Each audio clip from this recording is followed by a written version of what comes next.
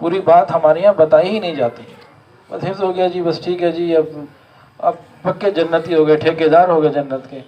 ایسا نہیں ہے. یہ بہت بڑی ذمہ داری ہے.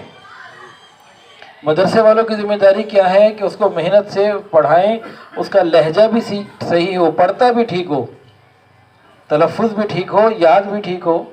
یہ مدرسے والوں کی ذمہ داری ہے کہ اس میں کوتاہی نہ کریں.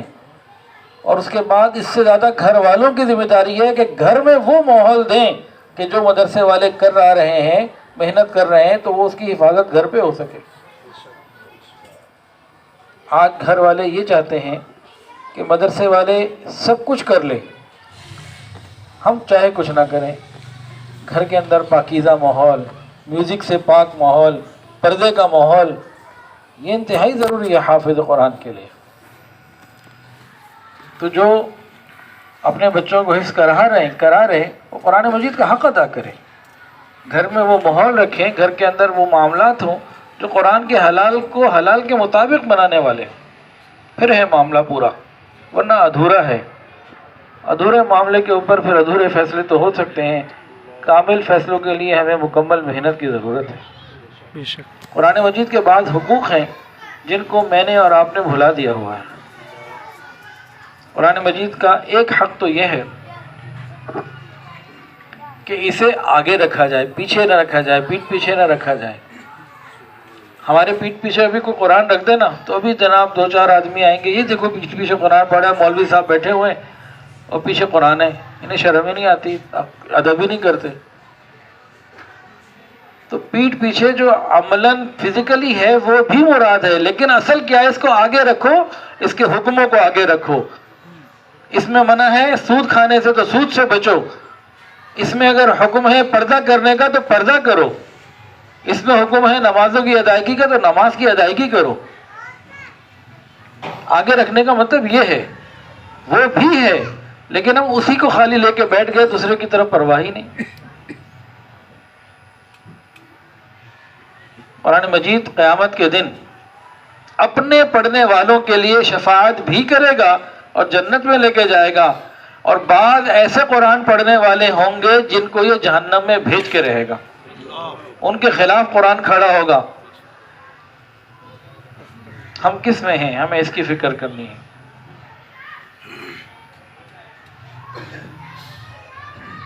امام اعظم امام ابو حنیفہ رحمۃ اللہ علیہ انہوں نے لکھا ہے کہ یہ واجب ہے کہ ہر امتی، ہر مسلمان پورے قرآن مجید کو کم از کم سال میں 2 مرتبہ ضرور مکمل کرے، تلاوت کرے، الف لام میم سے لے کر والناس تک. یہ صرف حافظ صاحب کی ذمہ داری نہیں ہے کہ پورے خاندان کی طرف سے کام ہو جائے گا، ان کے ماں باپ کی، گھر والوں کی، ہر ایک کی ذمہ داری ہے کہ کم سے کم تلاوت کتنی روز ہونی چاہیے کہ پورے سال میں 2 قرآن پاک مکمل ہو سکیں. یہ کم سے کم ہے، زیادہ کی تو کوئی مقدار ہی نہیں ہے، جتنا چاہے کوئی پڑھے. ہم میں سے چند لوگ ابھی موجود ہیں، کتنے ایسے ہوں گے جو فیس بک کا پیج روز کھولتے ہوں گے، قرآن مجید کا پیج روز نہیں کھولتے ہوں گے. یہ محرومی نہیں ہے تو یہ اور کیا ہے؟ خود قرآن مجید کے اندر ہے. قرآن مجید ہی قیامت کے دن کھڑا ہوگا، اللہ تعالیٰ سے کہہ رہا ہوگا یا اللہ میرا ان لوگوں کے خلاف مقدمہ ہے، میرا دعویٰ ان لوگوں کے خلاف، انہوں نے میرا حق ادا نہیں کیا. وہاں پر ہم کیا کر رہے ہوں گے؟ پھر قرآن مجید کے حقوق میں سے ایک حق ہے کہ اس کو صحیح تلفظ کے ساتھ ادا کیا جائے، پڑھا جائے. اب ہم میں سے کتنے لوگ ہیں انہیں تلاوت قرآن صحیح کرنی نہیں آتی، پڑھ ہی نہیں سکتے صحیح طریقے سے. 40 50 60 سال کی عمر ہو گئی ہے تو تلفظ کی ادائیگی ٹھیک نہیں ہو سکی ابھی تک. وہ جو بچپن میں نانی دادی سے پڑھا تھا بس وہی چلتا چلا آ رہا ہے. کبھی کسی قاری صاحب کو بیٹھ کے ہم نے قرآن سنایا ہی نہیں. بہت تھوڑے لوگ ہیں جنہیں فکر ہوتی ہے. تو عمر ہماری کچھ بھی ہے، بعض چاہے سفید ہو چکے، چاہے قبر میں ہم جانے کے بالکل قریب آ چکے. اگر قرآن کی ادائیگی ٹھیک نہیں ہے تو آج بھی ہمارے اوپر یہ ضروری ہے، اس کے لیے محنت کریں، فکر کریں. ایسے اداروں میں جائیں جہاں تلفظ ٹھیک کروایا جا سکتا ہے، یا گھر میں کسی کو بلا لیں. قرآن کا تلفظ ٹھیک کر لیں. کم سے کم موت سے پہلے پہلے ہم سورہ فاتحہ اور قرآن مجید کی وہ تلاوت جو نمازوں میں ضروری ہے وہ تو اچھے طریقے سے ادا کر لیں. اللہ رب العزت بہت شوق سے سنتے ہیں کہ قرآن مجید محبت سے پڑھتا ہے.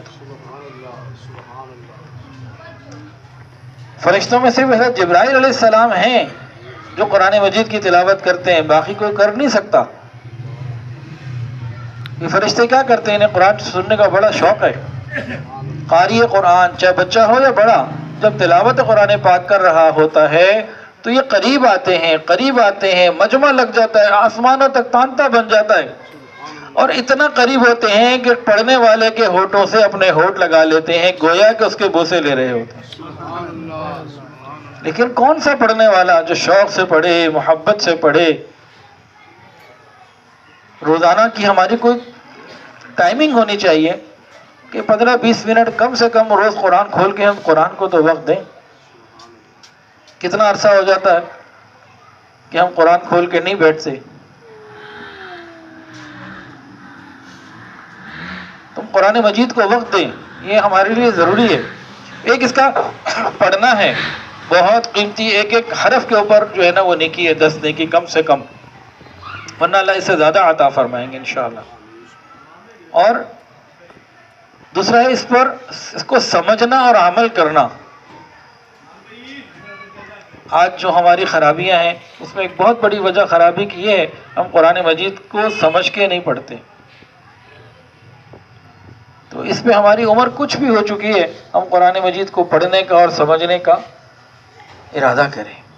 حضرات صحابہ کرام رضوان اللہ تعالی علیہم اجمعین جب انہوں نے قرآن سیکھا، پڑھا، تو ان کی عمریں تو یہ نہیں تھی کہ 8 سال کے تھے تو مدرسے میں داخل کرا دیا، 6 سال کے تھے، 7 سال کے تھے، کوئی 30 سال کا تھا، کوئی 50، کوئی 60، کوئی اس سے بھی اوپر، کوئی مختلف تھے. تو ہمیں قرآن مجید کو صحیح تلفظ سے ادا کرنے کی ضرورت ہے، یہ واجب ہے. ایک آدمی قرآن اگر پڑھ رہا ہے، ادائیگی ٹھیک نہیں ہے، یہ گناہگار ہو رہا ہے. تو مجھے اور آپ کو ہمیں چاہیے کہ ہم کسی قاری صاحب کو اپنا قرآن سنائیں. بھئی میں ٹھیک پڑھ رہا ہوں، وہ کہیں ٹھیک پڑھے ہو تو الحمدللہ، سبحان اللہ، اور کیا چاہیے. اور اگر ٹھیک نہیں ہے تو ہماری ذمہ داری ہے اس پہ نہیں خوش ہونا کہ میرے بچے نے قرآن حفظ کر لیا، مجھے نہیں آتا. کوئی بات نہیں، کچھ نہ کچھ فکر شروع کر دیں، محنت شروع کر دیں، قرآن ہم صحیح طریقے سے روز پڑھنے والے بن جائیں. اللہ کی طرف سے رحمتیں اور برکتیں کا نزول ہوگا انشاءاللہ. ہم میں سے ہر ایک چاہتا ہے گھر میں سکون ہو، گھر میں اللہ کی رحمت ہو، حفاظت ہو. اور قرآن مجید کے اندر یہ لکھا ہوا ہے جن گھروں میں قرآن مجید پڑھا جاتا ہے سکینہ، سکون وہاں نازل ہوتا ہے. ہمارے گھروں میں تو صبح سے لے کے رات تک میوزک. رات کو سوتے ہوئے بھی ٹی وی نہیں بند کر پاتے بعض دفعہ، اور سوتے دیکھتے دیکھتے آنکھ کھل جاتی ہے، میوزک سنتے سنتے آنکھ لگ جاتی ہے. تو ہم نے اپنے گھروں کو قرآن سے آباد کرنا ہے. اگر ہم سکون کا نزول چاہتے ہیں، ہم چاہتے ہیں ہمارے گھروں میں رحمت آئے، تو حدیث کے اندر آتا ہے جن گھروں میں قرآن مجید کی تلاوت کی جاتی ہے رحمت ان کو ڈھانپ لیتی ہے. تو ہم اپنے گھروں کو تلاوت قرآن پاک سے آباد کریں. خود پڑھنا ہے، ٹیپ لگا دی، کیسٹ لگا دی، ٹیپ چل رہی ہے جناب، کمپیوٹر قرآن پڑھ رہا ہے تو جنت بھی وہی چلا جائے گا، جنت کا درجہ بھی وہی چڑھے گا. پھر ہم نے جنت کے درجے چڑھنے ہیں تو پھر ہم کوئی چیز پہ نہ لگا کے مطمئن ہو جائیں جی سورہ بقرہ بھی ادھر لگا دو، رحمان بھی لگا دو، یاسین بھی لگا دو، خود گپے مارتے رہو، جو مرضی کرتے رہو. یہ بیت بھی ہے قرآن پاک کی. ہم قرآن کا حق ادا کرنے والے بنیں. اور قرآن مجید کس لیے نازل ہوا کہ اس پر عمل کیا جا سکے. تو عمل کرنے کے لیے ہمیں پھر نیک لوگوں کی، علماء کی اور مشائخ کی صحبت اختیار کرنی ہوگی. ہم نیک لوگوں کی، اللہ والوں کی، مشائخ کی، علماء کی جب صحبت اختیار کریں گے، یہ فکر ہمارے اندر بیدار ہوگی اور آخرت کی طرف ہمارا کو معاملہ آگے بڑھے گا. آج وقت کم ہے، دیر بھی مجھے آنے میں ہو گئی، اس کے لیے معافی بھی مانگتا ہوں، لیکن ایک آخری بات کر کے بات مکمل کر رہا ہوں. پھر انشاءاللہ کبھی موقع ہوا یا آپ بھی کوٹ لکھپت میں ہیں، ہم ٹاؤن شپ میں ہیں، ہر اتوار عصر سے مغرب بیان ہوتا ہے، ابھی بھی ہے، 3:45 بجے نماز ہے، اس کے فوراً بعد بیان ہے، تو کبھی آئیں انشاءاللہ۔ یہ قرآن کی پاک کی آیت اور اس کی تھوڑی سی بات کر کے پھر انشاءاللہ میں اجازت چاہتا ہوں۔ قرآن مجید میں آتا ہے یا ایھا الذین آمنوا علیکم انفسکم، اے ایمان والو اپنی فکر کرو، اپنی طرف غور کرو، تم سے تمہارے بارے میں پوچھا جائے گا۔ آج مجھے اور آپ کو، ہم میں سے ہر ایک کو جہاں بیٹھتے دنیا میں امانت نہیں رہی، دیانت نہیں رہی، بے حیائی آ گئی، کوئی غیرت نہیں رہی اور کوئی احساس نہیں رہا، اور یہ 10 یوں قسم کی باتیں دوسروں کے بارے میں ہم کرتے ہیں، یہ ایسا ہو گیا، وہ ویسا ہو گیا۔ اپنے بارے میں ہم کبھی نے سوچا کہ میں کیسا ہوں، میرا کیا ہوگا؟ ہم اپنے بارے میں سوچتے سے بالکل فارغ ہو چکے ہیں کہ قیامت، ابھی آج میرا اس سے انتقال ہو جائے تو قبر میں میرا کیا ہوگا، قیامت کے دن میرا اپنا کیا ہوگا۔ مسلم شریف کی حدیث سن لیجئے، آقا رسول اللہ صلی اللہ علیہ وسلم نے ارشاد فرمایا کہ جو یہ بیٹھ کے ذکر کرتا ہے کہ دنیا ایسی ہو گئی ویسی ہو گئی، یہ خود سب سے بڑا ہلاک ہونے والا ہے، اپنی فکر سے غافل ہے۔ صحابہ کرام کی بے شمار باتیں آپ کو کتابوں میں ملیں گی، یہ کہیں نہیں ملے گا انہوں نے بیٹھ کے وہ تذکرے کیوں ہوا، دنیا ایسی ہو گئی وہ ویسا ہو گیا، اپنے بارے میں فکر ہوتی تھی، اپنی فکر، ہم اپنی فکر سے غافل ہیں۔ حضرت عمر فاروق رضی اللہ عنہ کی 2 باتیں سن لیجئے، اسی پوائنٹ کے اندر پھر میں انشاءاللہ بات پوری کرتا ہوں۔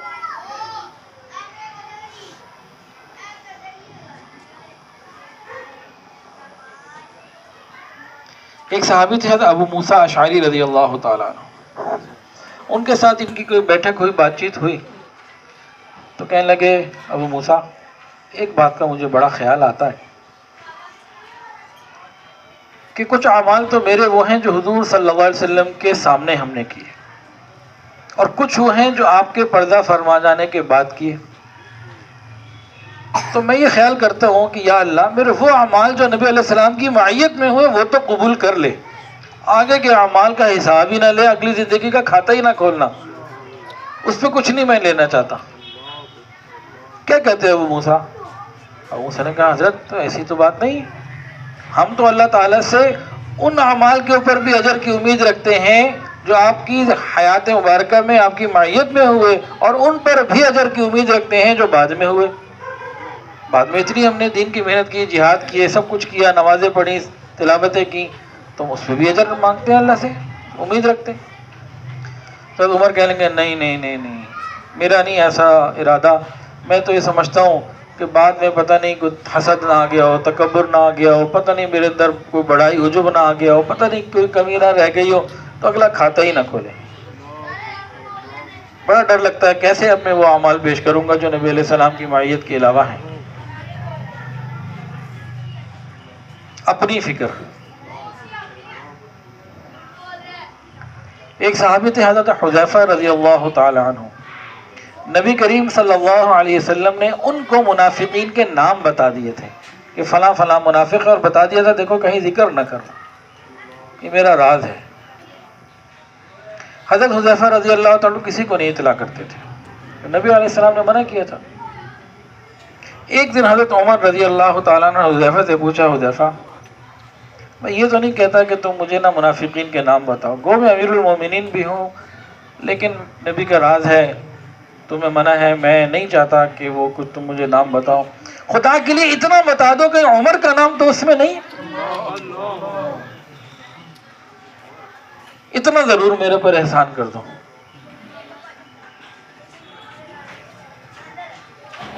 اپنی فکر۔ حضرت حنظلہ رضی اللہ تعالیٰ عنہ جا رہے ہیں، کہہ رہے ہیں نافق حنظلہ نافق حنظلہ، حنظلہ منافق ہو گیا۔ راستے میں صدیق اکبر ملے، کیا کہہ رہے ہو حنظلہ؟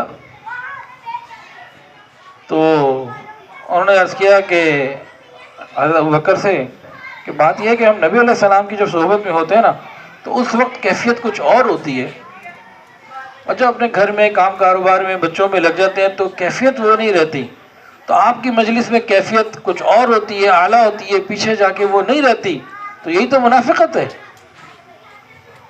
اب یہ کس نے بتایا؟ ایک صحابی نے دوسرے صحابی کو، انہوں نے کیا جواب دیا؟ کہا حنظلہ میری بھی یہی کیفیت ہے، اپنی فکر، ان کو اپنی فکر، ادھر ان کی بات سن کے ان کو اپنی فکر پڑ گئی. یہ نہیں کہا کہ میں ابو بکر ہوں، میں یار غار ہوں، میں ثانی اثنین اذ ہما فی الغار اذ یقول لصاحبہ لا تحزن ان اللہ معنا، جس کی شان قرآن میں بیان کی، میں وہ ابو بکر ہوں جس کے بارے میں نبی نے فرمایا کہ اگر میں کسی کو دوست بناتا تو ابو بکر کو بناتا، ہر ایک کے احسانات کا بدلہ میں نے دے دیا، ابو بکر تیرے احسان کا بدلہ قیامت کے دن اللہ دے گا. میرے دو وزیر ابو بکر اور عمر، زمین پہ دو، آسمانوں میں جبرائیل اور میکائیل، انہوں نے کوئی ایسی فضیلت دی کہ میں عائشہ کا باپ ہوں. ہاں تمہارا مسئلہ ہے نا، تمہیں لے کے چلتا ہوں، میں تو بڑا اونچی شان والا ہوں. تو جیسے ہی حضرت حنظلہ نے یہ بات کی، یار یہ تو میرا بھی یہی مسئلہ ہے بھائی، چلو نبی علیہ السلام کے پاس چلتے ہیں، مسئلے کا حل نکالتے ہیں، پوچھتے ہیں کہ یہ کیا چیز ہے. تو ہم سب اپنی فکر سے غافل ہیں، دوسروں میں ہم سب کو دوسروں کی فکر ہے، یہ کیا کر رہا ہے، یہ بیٹھا کیسے، یہ آیا کیسے، اپنے بارے میں ہم غافل ہیں. حالانکہ قرآن کے اندر آتا ہے تلک امۃ قد خلت لہا ما کسبت، وہ تھے چلے گئے، ان سے ان کا سوال، تم سے تمہارا سوال ہوگا، نہیں پوچھا جائے گا کہ انہوں نے کیا کیا. تو مجھ سے میری قبر میں میرا سوال ہونا ہے، قیامت کے دن مجھ سے میرے اعمال نامے کے بارے میں سوال ہونا ہے. تو ہم اس کی فکر کو غالب کریں، اور باقی لوگوں کی فکر کرنی ہے خیر خواہی کے ساتھ، برائی کے ساتھ نہیں، خیر خواہی کے ساتھ پوری امت کی فکر کرنی ہے. امر بالمعروف و نہی عن المنکر بھی ادا کرنا ہے، لیکن اپنی فکر انتہائی ضروری ہے. اللہ تعالیٰ مجھے اور آپ کو اپنی فکر عطا فرمائے. وآخر دعوانا الحمدللہ رب العالمین.